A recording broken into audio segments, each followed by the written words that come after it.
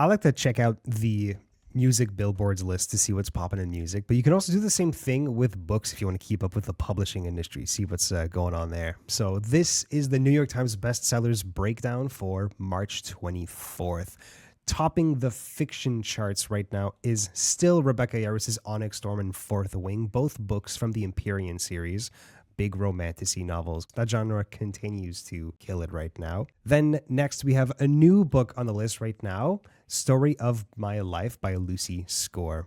A romance writer suffering from writer's block moves to Manhattan and finds inspiration in Story Lake, Philadelphia. The romance genre has really been leaning into tropes as marketing, things like enemies to lovers, friends to lovers, but this one is all about the grumpy sunshine trope, where one half of the romantic duo is bubbly and fun while the other one is a total grump.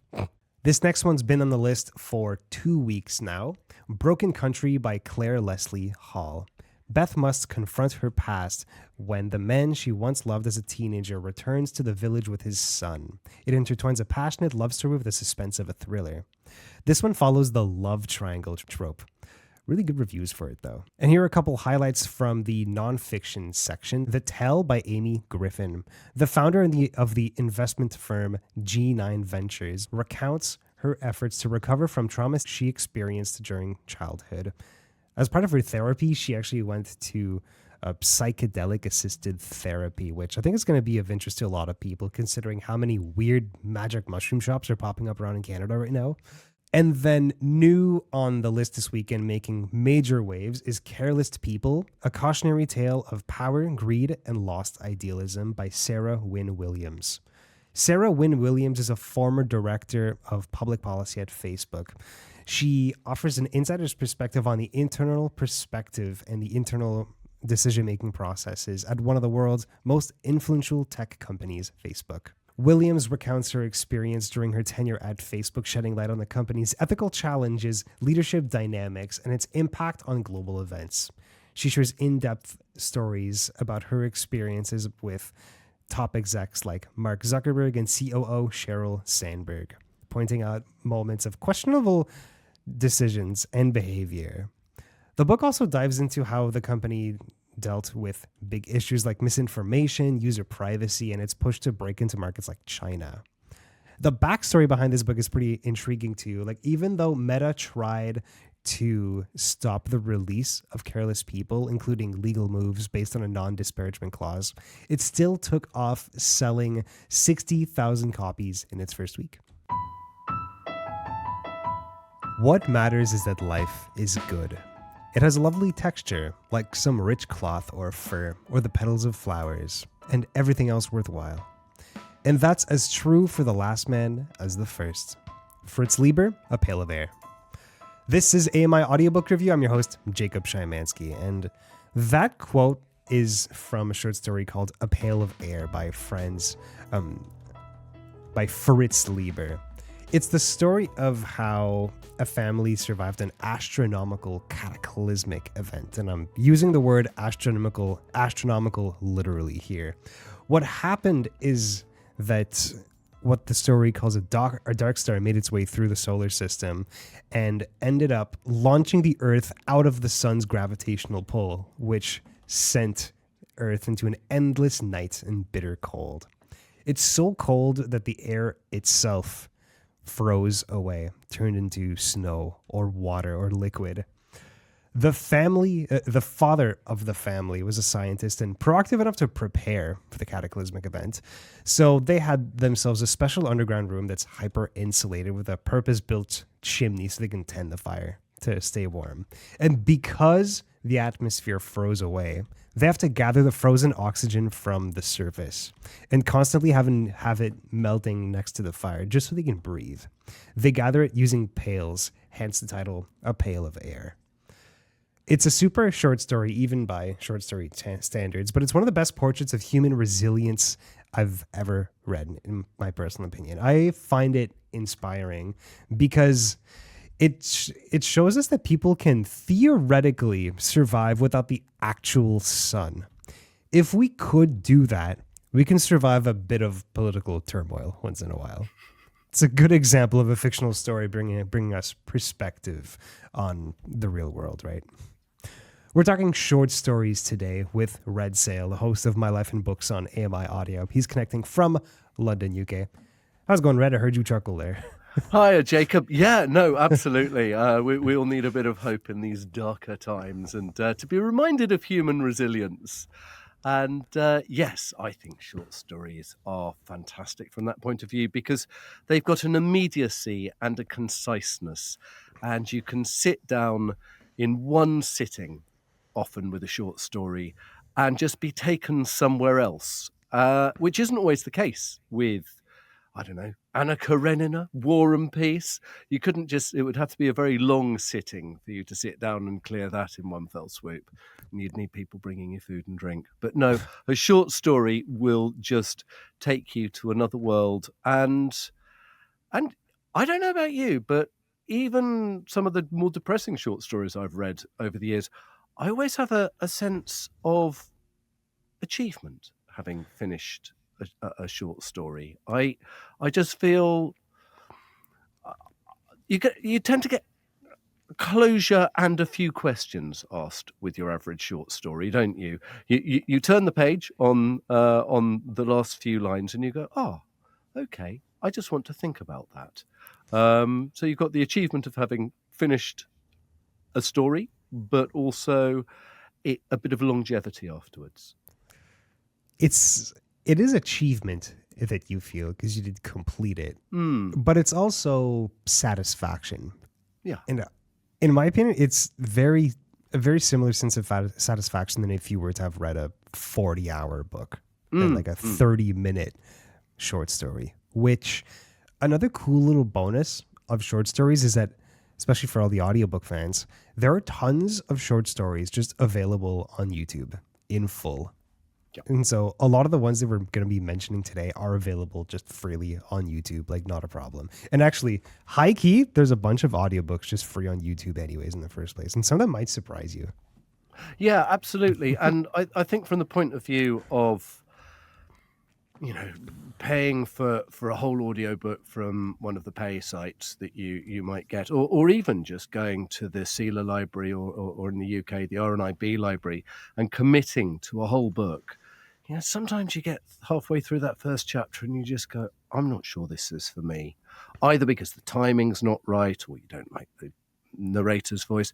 A short story, on average, 40 minutes, an hour for a short story, sometimes shorter. You're only committing to that short space of time. And hopefully the story that it's telling is moving along at a pace that is going to draw you with it, rather than, I don't know, I remember listening to a Thomas Hardy novel read by, I suspect, a slightly drunk narrator in the 1960s. And I was listening to this when I was in my 20s, and I just went, I don't think I can actually cope with listening to another 17 hours of this fool burbling his way through.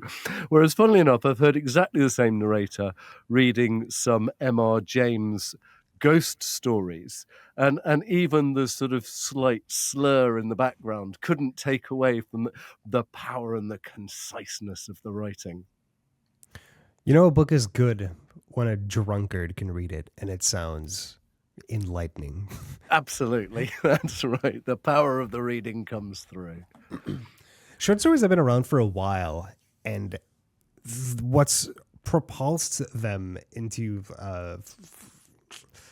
it's not that they're kind of like parallel to the publishing industry, but it's an amazing springboard for authors to get known and to gain a little bit of clout, which will then get them some sort of publishing deal. And this has been the case as long as the publishing industry has existed, because the publishing industry has basically existed since the printing press. And magazines and newspapers are a huge part of how short stories became popular. It started this ecosystem of like the short stories being published in magazines and then publishing houses seeing those magazines, the popularity of certain stories, and saying, we should probably give this author a publishing deal.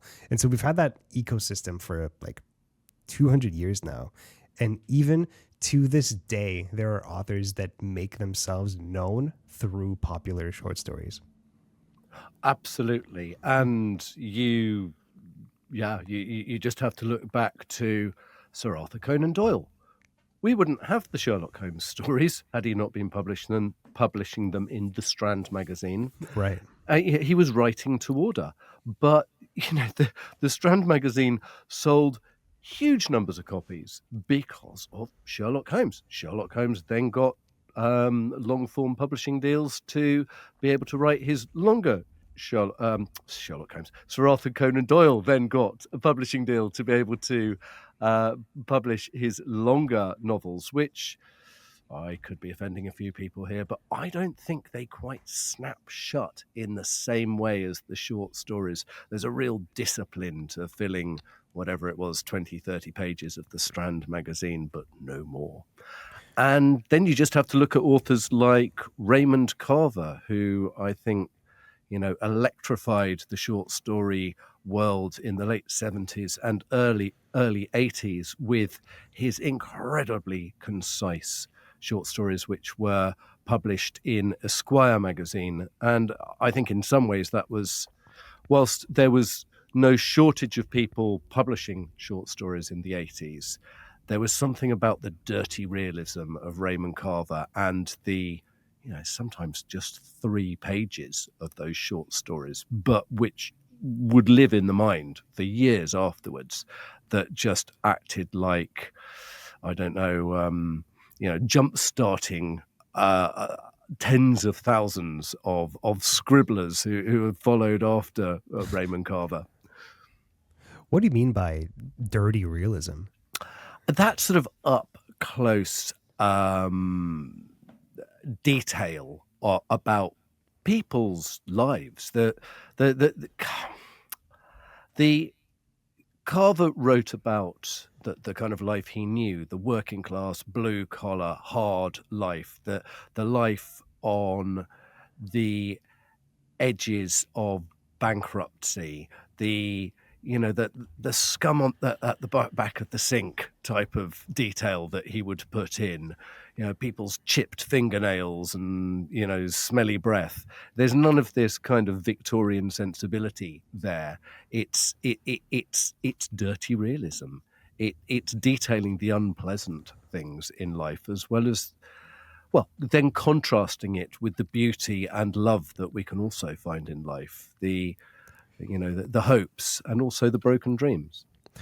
There was a genre of books that was very popular back in the 1800s called like traveling books, because traveling was so expensive. They would just write these books where somebody traveled to, exotic locations like, India and Egypt and other places in the Middle East and South America.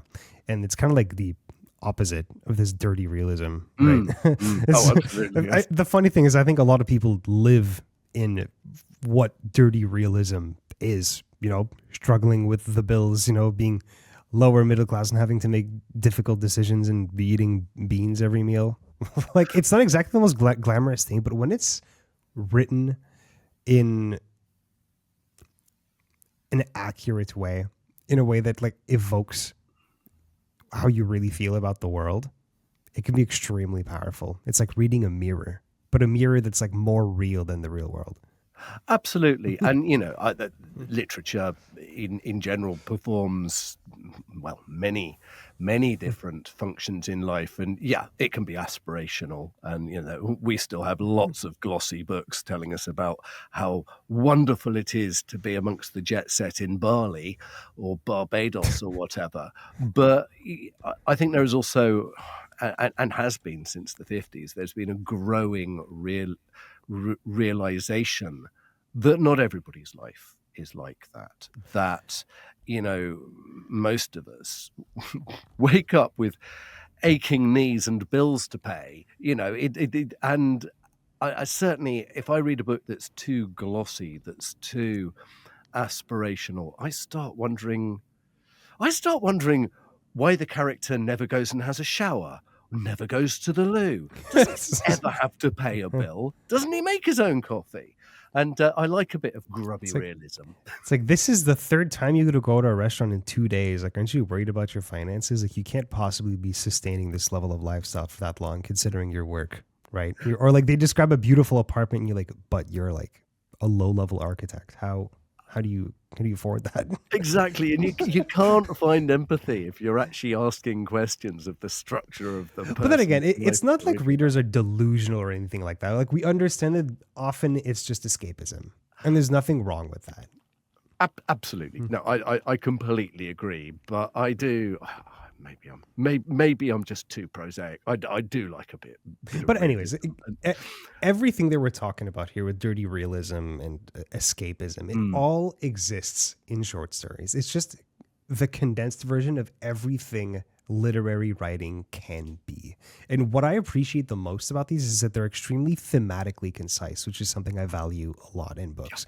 It annoys me when books try to do multiple things at once, like a book that wants to be a murder mystery, but also like a deep romance novel and also an exploration of 17th century France. Like, you can't do all three.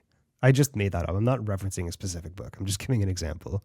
No, but it's so funny, Jacob. When I was trying to get my detective novel published back in 2009, 2010, I was told by so many publishers, "Oh, you're trying to mix genres here."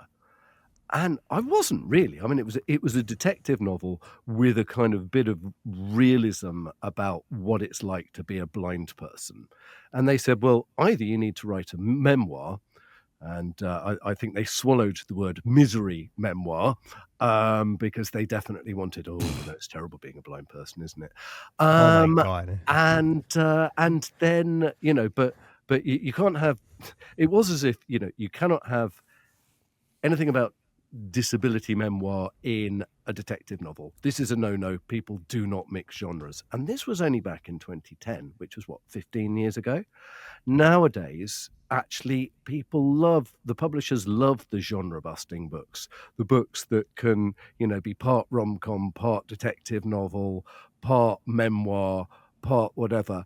And it's kind of turned turned half circle, if you like. I suspect it'll swing back to something a little bit more realistic soon. But yeah, I read a book recently that was both grubby realism and psychedelic sci-fi. I'm not altogether sure it worked, but I could see that it was probably somewhere that no other authors had gone before. There's a difference between blending genres and having too many themes or an inconcise theme. And I think what I find jarring at times is when an author has multiple themes that they're trying to explore. Because when I see a theme, I kind of see that as like the point of the story, kind of like it's the thesis of fiction is a theme, right? And so like that's why I find it's important for it to be, consistent throughout a book, even if it's a super long book. Yeah, and I suppose the more words you have to play with, the more themes the harder it is that you can explore, the more likely you are to go off down your own little rabbit hole. Which brings us back to short stories. Exactly. Right. And I mean, I sat on a couple of short story judging panels in the past, and it is remarkably difficult to explore more than two themes in 1,000 words. I'd say it's virtually impossible. It's a little bit like, certainly in my early days of journalism, I was always told, if you've got a 750-word article, you can have two strands of argument. If you've got a 1,000-word article, you might be able to bring in a third. If you've got 350 words, make sure you stick to the point. Why don't we go back and forth talking about some of our favorite short stories to give the listeners, something to chew on. We'll make sure to include all of these in the description of the podcast and the YouTube video. Do you want to go first? Yeah, I absolutely love the short stories of M.R. James. Ghost stories from the early 20th century. And they are haunting and wonderful and weird. And created by a man who was a, a Cambridge Don. He didn't really get out that much. He just knew how to make your spine tingle. So, yeah, go out, look for a collection of stories by M.R. James, especially round about sort of Christmas, winter time. Some of them really do, need to be read round the fire. And, they're short enough that you could actually get, a family member to read one out every evening, a different family member to read one out every evening. They're designed to be spoken as well. He used to deliver them to his students around Christmas time. Oh, how cool would that be to get around a campfire and just have somebody with a good spooky voice read a read a short story. Hire an audiobook narrator around the campfire. Yeah, absolutely. And I'm trying desperately to remember the name. I'm sure we'll put it in the show notes, but it's the something Mezzotint is I just think one of the most chilling but also beautiful stories I've ever read. I want to highlight a fantasy short story. It's called The Lesser Evil by Andre Sapkowski. People might know Andre Sapkowski as the author that wrote the Witcher series, which, yes, they did make a TV show around it. I love the series, but what kicked it off was 2 books of short stories. The main character, Geralt of Rivia, is like 200 years old, and so he has lots of life experiences traveling this fantasy world, and so it kind of spans his life through his stories of monster hunting. And this one, The Lesser Evil, is the most iconic from those 2 collections of short stories. And I love it because it kind of functions as an introduction to the world and the themes that follow this entire series, which ends up being 2 books of short stories and 5 novels. And it's the themes that really does it for me here. Because what Andre Sapkowski does, not just in these short stories, but in his entire series, is he looks into things that authors rarely explore, like the dangers of neutrality and not making a decision, and how excluding yourself from important decisions is actually extremely harmful.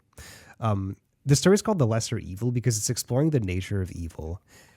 Basically, the main character, Geralt, has this moral code where he thinks that there is no such thing as a lesser evil or a greater evil. Evil is just evil. There is no difference. And that if you have to choose between a lesser or greater evil, you just don't choose. That is the decision here.